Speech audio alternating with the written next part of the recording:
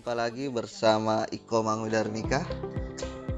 Di video pembelajaran kali ini kita akan belajar tema 5 wirausaha, subtema 1 kerja keras berbuah kesuksesan pada pembelajaran 3. Tujuan pembelajaran yang ingin kita capai, yang pertama, siswa mampu menceritakan kembali sifat-sifat magnet secara tepat. Yang kedua, siswa mampu menyajikan laporan hasil percobaan tentang sifat-sifat magnet secara benar. Yang ketiga, siswa mampu mengidentifikasi komponen, tujuan, dan manfaat teks formulir dalam kehidupan sehari-hari secara benar. Dan yang keempat, siswa mampu menyajikan hasil pengamatan tentang komponen, tujuan, dan manfaat teks formulir dalam kehidupan sehari-hari secara rinci. Kali ini kita akan belajar ilmu pengetahuan alam, yaitu materinya tentang sifat-sifat magnet. Sekarang silakan kalian menyimak video berikut. Hai semuanya, kali ini kita akan belajar tentang magnet dan sifat-sifat magnet. Sudah siap untuk belajar bukan? Yuk kita simak.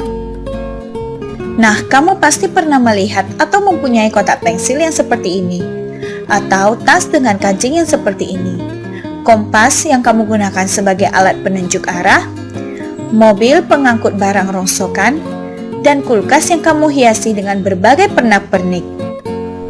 Kamu tahu tidak, benda-benda tersebut mengandung magnet.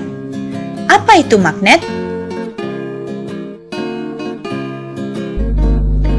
Kata magnet berasal dari bahasa Yunani magnetis litos, yang berarti batu magnesian. Batu magnet pertama kali ditemukan di Magnesia, yaitu sebuah wilayah di kota Yunani pada masa lalu yang kini bernama Manisa. Nah, dapat kamu lihat Manisa itu berada di wilayah Turki. Wah, indah sekali bukan? Magnet memiliki gaya yang dapat menarik benda-benda di sekelilingnya yang disebut dengan gaya magnet. Kekuatan gaya magnet tergantung pada jarak benda dan ketebalan benda. Berdasarkan cara terbentuknya, magnet dibagi menjadi dua, yaitu magnet alam dan magnet buatan. Magnet alam adalah magnet yang berasal dari alam tanpa buatan manusia. Contohnya batu hematit dan lodestone. Magnet buatan adalah magnet yang dibuat oleh manusia dari logam tertentu. Contohnya magnet silinder, batang, jarum, ladam, dan keping. Nah, untuk selanjutnya kita akan belajar mengenai sifat-sifat magnet. Kamu tahu tidak sifat-sifat magnet itu apa saja? Nah, yang pertama, magnet memiliki dua kutub, yaitu kutub utara dan kutub selatan. Yang kedua, magnet dapat menarik benda-benda tertentu yang disebut benda magnetis. Contohnya seperti gunting, paku, dan jarum. Yang ketiga, kekuatan magnet terletak di kedua kutubnya, yaitu kutub utara dan kutub selatan. Sehingga, jika magnet didekatkan dengan benda magnetis, maka benda-benda tersebut akan menempel pada kedua ujung magnet.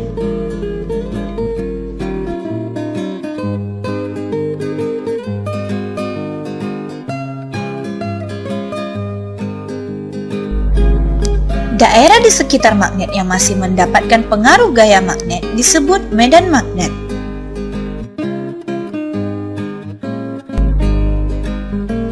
Sifat magnet yang keempat adalah kutub magnet yang senama bila didekatkan akan tolak-menolak. Sedangkan jika kutub magnet yang tidak senama didekatkan, maka akan tarik-menarik. Nah, kamu sudah tahu bukan tentang magnet dan sifat-sifat magnet? Sampai jumpa, terima kasih. Setelah kalian menyimak video tadi, dapat disimpulkan bahwa sifat-sifat magnet yang pertama yaitu dapat menarik benda tertentu, yang kedua memiliki dua kutub, Yang ketiga, apabila dia didekatkan dengan kutub yang berbeda, maka dia akan saling tarik-menarik. Nah, jika dia didekatkan dengan kutub yang sama, maka dia saling tolak-menolak. Nah, sekarang silakan sediakanlah 2 bidang magnet. Kalian akan melakukan percobaan di rumah. Jadi tulis laporan berdasarkan percobaan yang kamu lakukan. Yang pertama, silakan dituliskan tujuan percobaan sifat-sifat magnet, kemudian alat dan bahan yang digunakan, kemudian bagaimana langkah-langkah di dalam kegiatan percobaan sifat-sifat magnet, kemudian apa hasil dari percobaan tersebut. Kemudian anak-anak silahkan kalian menyimpulkan hasil percobaan sifat-sifat magnet.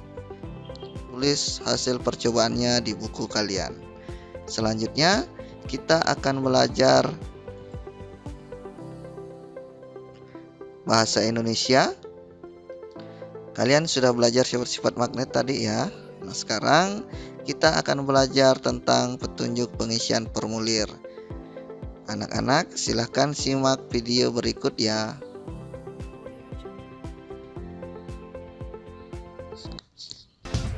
Teman-teman, apakah kalian tahu apa itu formulir? Formulir adalah sebuah kertas yang berisi beberapa pertanyaan formal yang harus kita isi. Apa saja jenis-jenis formulir? Jenis-jenis formulir antara lain 1. Daftar riwayat hidup 2. Formulir pengiriman barang 3. Formulir pendaftaran dan 4. Slip tabungan. Daftar riwayat hidup berisi data pribadi, riwayat pendidikan, data keluarga, dan prestasi. Yang akan kita isi dalam data pribadi adalah nama, tempat tanggal lahir, umur, agama, alamat, hobi, dan jenis kelamin. Riwayat pendidikan berisi jenjang pendidikan yang telah ditempuh sampai saat ini. Untuk data keluarga berisi nama ayah, pekerjaan ayah, nama ibu, pekerjaan ibu, jumlah saudara, dan nama saudara. Sedangkan untuk data prestasi berisi daftar prestasi yang pernah kalian raih. Jenis formulir yang kedua adalah formulir pengiriman.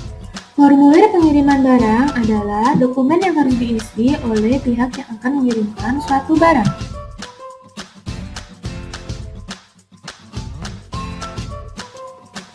Apa saja petunjuk pengisian formulir pengiriman barang? Pertama, gunakan ballpoint dan huruf kapital. Kedua, cantumkan identitas diri. Ketiga, cantumkan informasi jenis barang. 4. Pastikan berat barang. 5. Pastikan alamat dan nomor kontak pengirim. Apakah kalian tahu formulir pendaftaran? Formulir pendaftaran digunakan untuk mendaftarkan diri pada suatu organisasi. Jenis formulir yang akan kita bahas selanjutnya adalah slip tabungan. Slip tabungan berisi nama, nomor rekening, nominal uang yang akan ditabung, tanda tangan, dan tanggal pengisian slip tabungan itu. Akan tetapi, pernyataan yang harus diisi bisa berbeda-beda tergantung bank tempat kita menabung.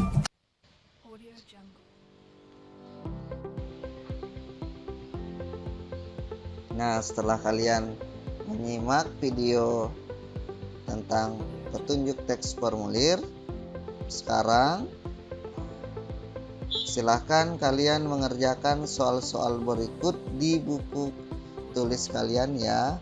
Jawablah pertanyaan berikut dengan sungguh-sungguh.